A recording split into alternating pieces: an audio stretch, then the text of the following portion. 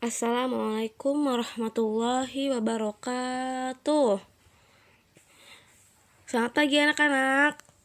Bagaimana kabarnya hari ini? Semoga selalu dalam lindungan Allah Subhanahu wa taala. Amin amin ya rabbal alamin. Hari ini kita belajar tematik ya. Tema 1, subtema 2, pembelajaran 1. Oke, dibuka bukunya halaman 45. Ya, sebelum belajar semuanya sudah berdoa dan baca Asmaul Husna kan? Semangat ya belajarnya. Nah, pertumbuhan dan perkembangan manusia terjadi pada masa sebelum lahir dan setelah lahir. Coba di rumah siapa yang punya album foto dari bayi sampai sekarang? Nah, coba kamu amati fotomu ya.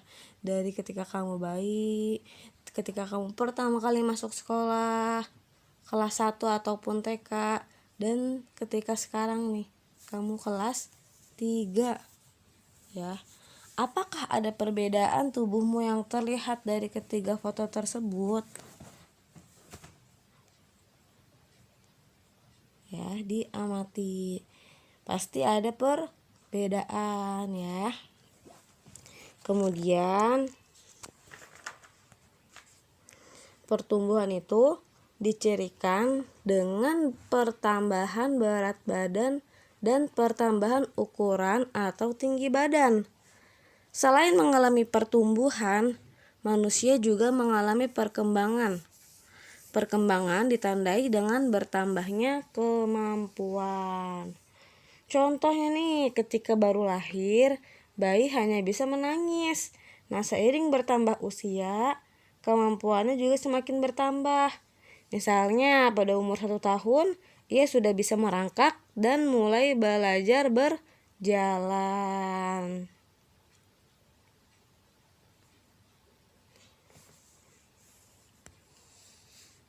Nah, pertumbuhan dan perkembangan manusia dipengaruhi oleh beberapa faktor, diantaranya itu makanan bergizi, faktor keturunan orang tua, waktu istirahat, olahraga, dan rekreasi.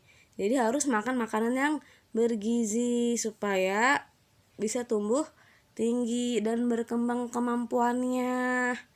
Faktor keturunan orang tua itu sudah takdir ya. Memang ada yang misalkan tingginya seperti itu sama seperti orang tuanya, ada. Karena orang tuanya tinggi, anaknya juga tinggi, ada. Nah, waktu istirahat itu waktu tidur itu mempengaruhi ya. Jadi anak-anak seperti kalian ini harus istirahatnya itu yang cukup supaya tambah tinggi lagi. Jadi tetap supaya tetap mengalami pertumbuhan dan perkembangan dengan baik. Jadi jangan begadang, oke? Nah, olahraga juga yang rajin, yang teratur. Dan rekreasi, maksudnya rekreasi itu apa? Berlibur ya, menenangkan pikiran. Jadi pokoknya merefresh lah, tidak mengalami kejenuhan. Jadi tetap santai, enjoy, menikmati hidup. Nah, di halaman 47, kata tanya adalah kata yang digunakan dalam membuat kalimat tanya. Yaitu kata tanya apa, siapa, di mana, kapan, bagaimana, dan mengapa. Kata tanya apa digunakan untuk menanyakan benda, keadaan, dan perbuatan.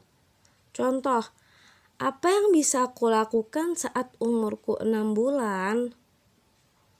Nah, kemudian kata tanya siapa digunakan untuk menanyakan orang atau subjek pelaku. Contoh, siapa yang mengajariku membaca? Jangan lupa tanda tanyanya ya. Kata tanya di mana digunakan untuk menanyakan tempat. Contoh, di mana aku dilahirkan? Kata tanya kapan digunakan untuk menanyakan waktu. Contoh, kapan aku dilahirkan?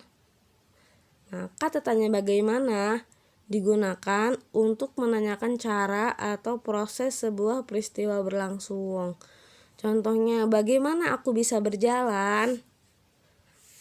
Yang keenam, kata tanya mengapa digunakan untuk menanyakan sebab atau peristiwa terjadi.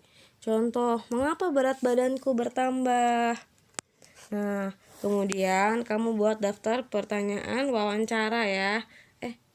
Seperti contoh tadi Bu Guru. Oke, kemudian kita akan belajar penjumlahan ribuan lagi ya. Yang sebelumnya sudah paham, semoga dengan kita mengulang-ulang pembelajaran tambah paham ya, amin. Nah, pertama itu kita urutkan ya. Kita tempatkan ribuan dengan ribuan, ratusan dengan ratusan, puluhan dengan puluhan, satuan dengan satuan. Jadi disamakan. Kemudian kita jumlah dari satuan ya. Berarti 3 ditambah 2 5 ya, 5. 7 ditambah 0 7. 1 ditambah 5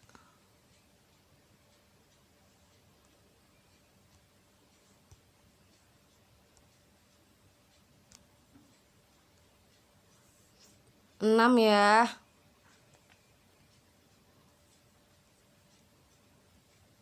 4 ditambah 2 6. Jadi jumlahnya 6.675.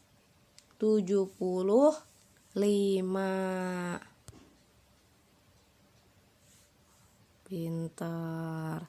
Ini penjumlahan ribuan tanpa menyimpan.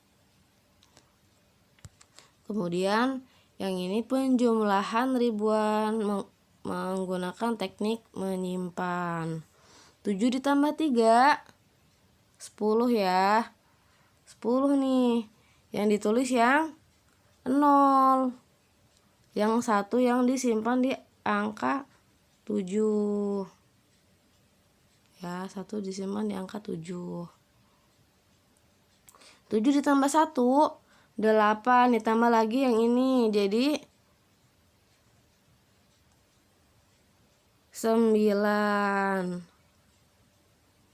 8 ditambah 6 14 ya, 14 yang ditulis yang 4, yang 1 disimpan di sini. 3 ditambah 1 4, ditambah 4 8. Jadi hasilnya 8.490. Oke, sampai sini paham? Ya.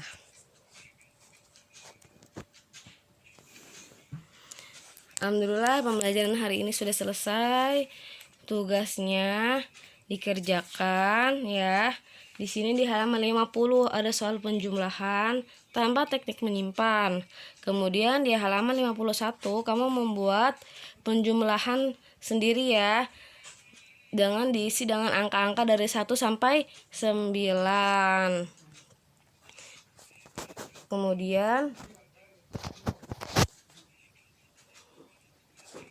Kemudian kerjakan halaman 52 ya. Penjumlahan dengan teknik menyimpan. Selamat mengerjakan. Wassalamualaikum warahmatullahi wabarakatuh.